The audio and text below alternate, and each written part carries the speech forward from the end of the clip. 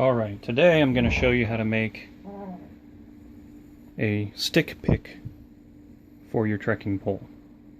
This is a sample that I made using a product known as Instamorph, or this one's Polyplastics. It's a special plastic that melts at a very low temperature. It's useful for making your own little prototypes. So I'll walk you through how I did this. I have these Cascade Mountain trekking poles. Cascade Mountain trekking poles. Lightweight carbon. And decided that I wanted to make a StickPic for them. And so the first one that I did was using a mud basket that came in the kit. You could use a snow basket if you're not going to use the snow basket. It comes with the trekking poles, or use a mud basket, or you can do like I'm going to do a little bit later and show you without any of these baskets at all.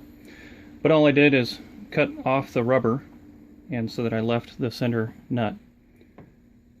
And then I'm able to use that as my base and then wrap the Instamorph around that, insert a bolt into that, and then I can attach a tripod mount for either camera or cell phone. Okay. So what I'm going to do is I'm going to try putting it on without the center nut that I made from the snow basket. So what I've done is I've wrapped the threaded portion of the trekking pole's tip with Teflon tape. The instructions for the Instamorph say that it does not stick well to Teflon.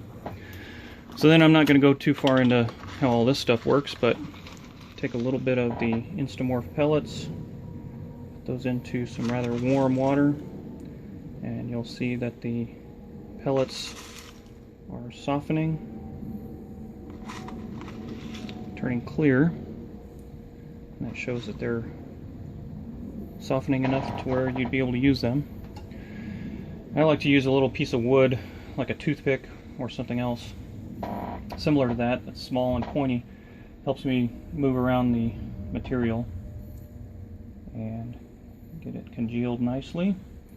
Once you don't see any more white and it's all clear in here, that means you're ready to start forming it.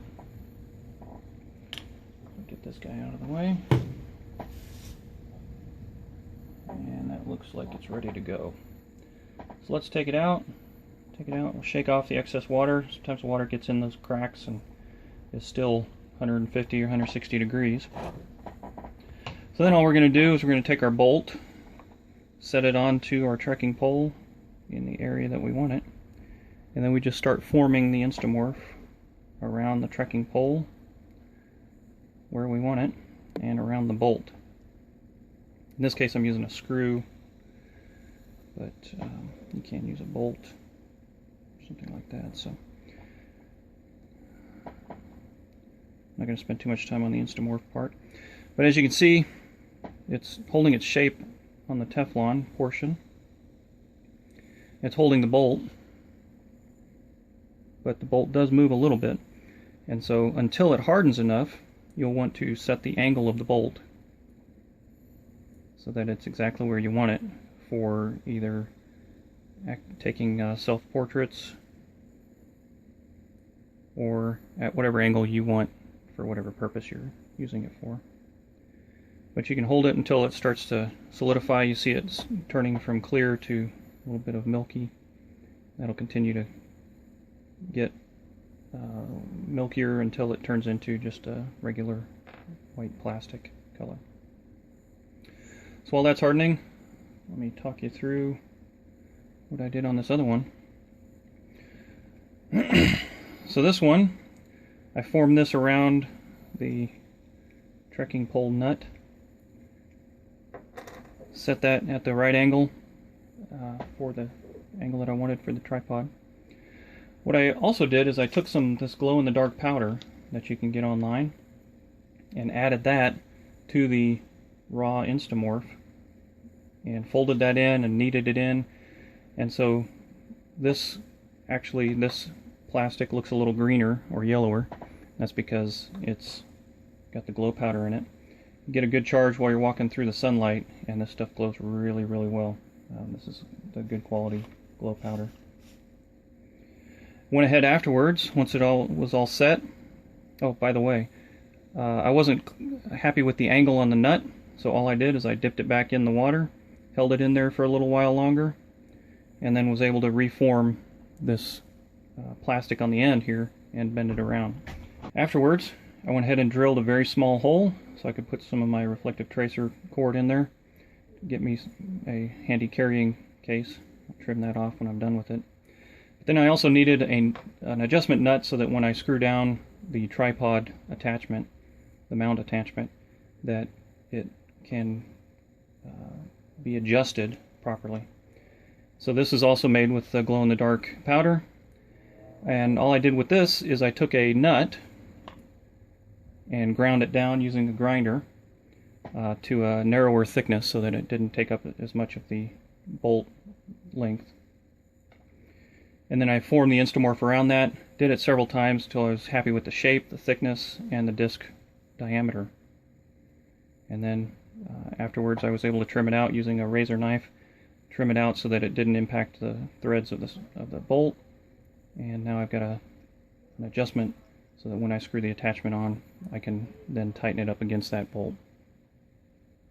Alright, so as you can see here, we're congealing nicely. It's gotten pretty hard. It'll take a little while longer. It is rather thick, so it's going to take a while for it to harden. Put the Teflon on there so that it wouldn't stick to it, so that I could unthread it afterwards. And then I'll remove the Teflon, and then I've got it formed to the threads and should be able to use it after that. Just in case I wanted to leave this on my trekking pole while I'm hiking, I made myself a cap and formed that while it was a little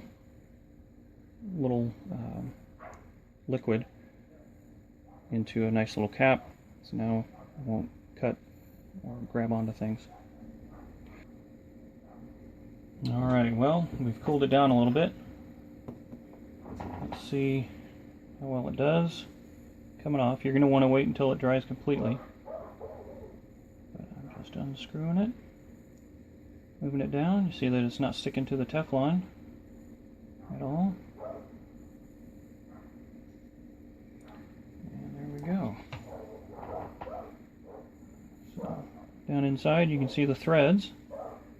And you can see a little artifacts of our process here. Maybe we'd call that flash or something else more technical, but it doesn't look perfect, but it looks pretty good. And once this hardens, it'll be pretty rock solid. I think we've got a winner here. A couple of things to note: this length on the bolt or the screw.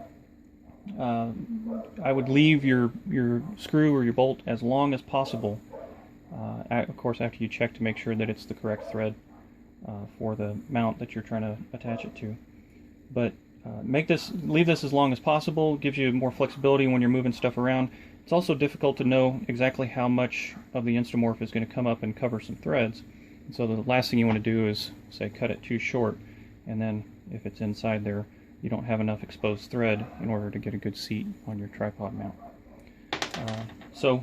What you'd want to do is leave that as long as possible, and then afterwards you thread on your nut. And once you've determined the exact length that you want, then you can go ahead and put this in a clamp, in a vise, and then take a hacksaw. Don't use a grinder.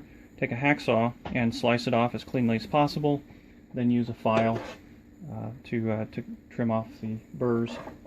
Make it nice and flat, and kind of play with it till the nut that you're trying to put on there, or the attachment, goes on there really smooth. The reason why you don't want to use a grinder is if you started grinding and you ground this down to the length that you wanted, well before you got down to that length, you would end up melting or heating up the metal so much that the Instamorph up here would become soft and would actually start burning because it gets so hot.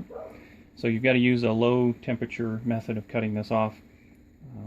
So a hacksaw works really well. It doesn't take very long.